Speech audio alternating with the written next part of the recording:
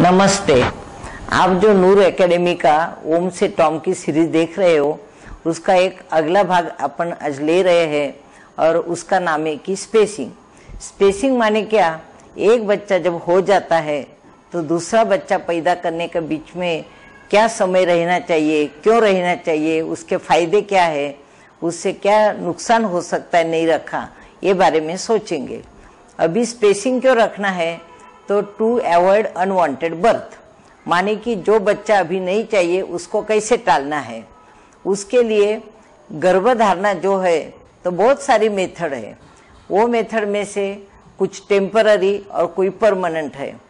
तो स्पेसिंग रखने की जो ज़रूरत है उसके लिए उसका वैयक्तिक फायदा, सामाजिक फायदा, आर्थिक फायदा, कौटुंबिक फायदा और सबसे ज़्यादा जो जरूरी है तो सामाजिक फायदा क्या है उसके बारे में अपन सोचेंगे। पहली बात तो स्पेसिंग रखना क्यों जरूरी है? क्योंकि एक बच्चा जब होता है तो दूसरा बच्चा यदि 1 साल में या 1.5 साल में पैदा हो तो पहले बच्चे की तरफ ध्यान बराबर नहीं दिया जाता, उसकी सेहत का ख्याल नहीं दिया जाता और वो चिड़चिड़ा करे या कुछ करे तो माँ उसके तरफ फिर ध्यान नहीं देगी, क्योंकि 2-2 बच्चों को पालना उसको आसान नहीं रहता।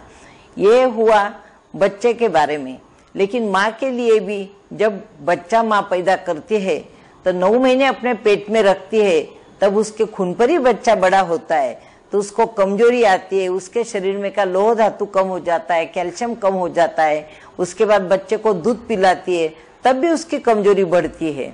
इसके लिए ये पहले वाली जो कमजोरी है वो सब अच्छे होने में कम से कम 3 साल तो लग ही जाते हैं।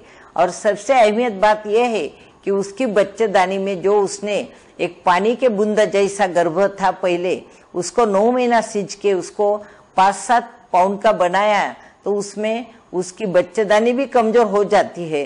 दर्द देते हैं तब बच्चेदानी भी बड़ी बड़ी होते जाती है और फिर संकुचित हो जाती है, अंकुचन हो जाता है। तो उसके बच्चेदानी की ये जो चीज होती है उसमें जो कमजोरी आ गई उसको भी अच्छा होने में कम से कम 3 साल लगता है। इसके लिए बच्चे के हिसाब से और बच्चा जो पैदा हुआ है उसके तरफ भी माँ बाप का ध्यान अच्छी तरह होना चाहिए। इसके लिए स्पेसिंग की बहुत जरूरी है।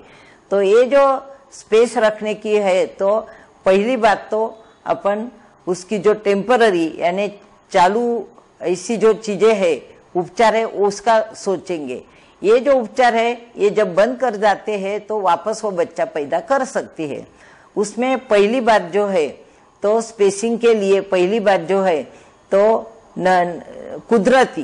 कुदरती माने क्या कि जब माँ दूध पिलाती है तब कुदरती उसको बच्चा नहीं रुकता है। लेकिन ये इतना कंफर्म नहीं है, ये कभी कभी फेल भी हो सकता है। इसके लिए दूसरी जो बात है तो जो आदमी का वीर्य है वो वीर्य योनि के अंदर जब उसका अत्युच्च समय आता है तब वो लिंग बाहर निकाल के वीर्य स्खलन जो है वो बाहर करे।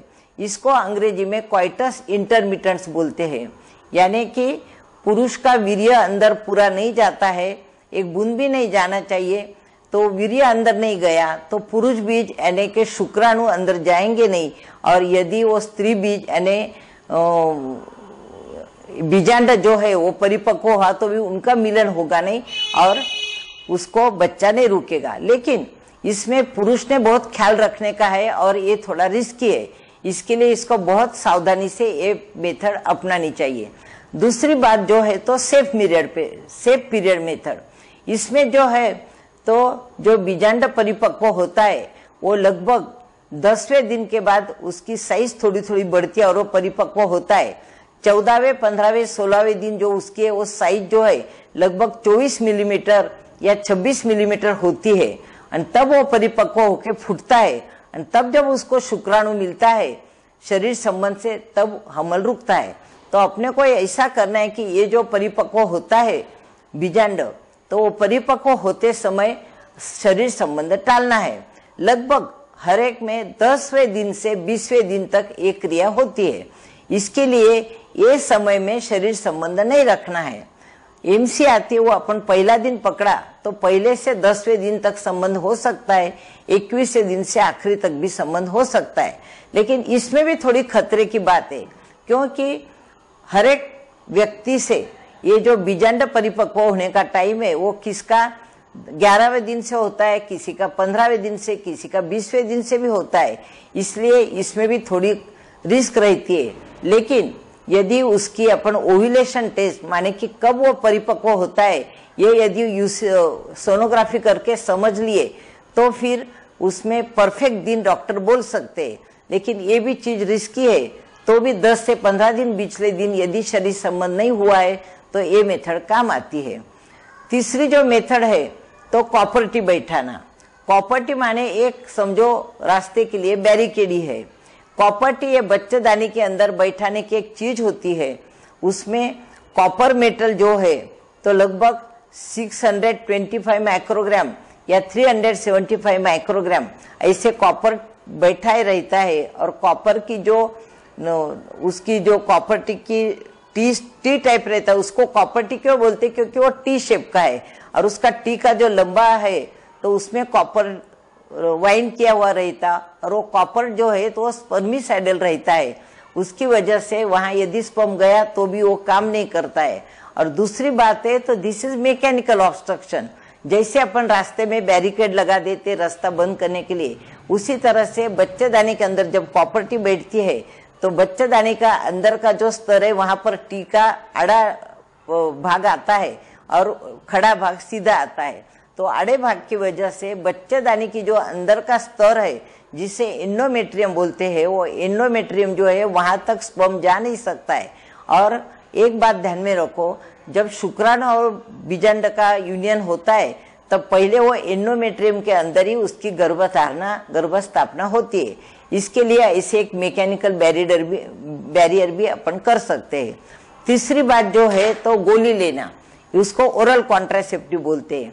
ये जो गोलियां है वो हार्मोन से बनी रहती है और वो जो हार्मोन रहता है वो गोली लेने के बाद जो ईस्ट्रोजन और प्रोजेस्टेरोन ये दो हार्मोन जो है प्रेगनेंसी के लिए बच्चेदानी का अंतरस्थल भी तैयार करते हैं और बच्चा रुकने के लिए भी उसका फायदा होता है।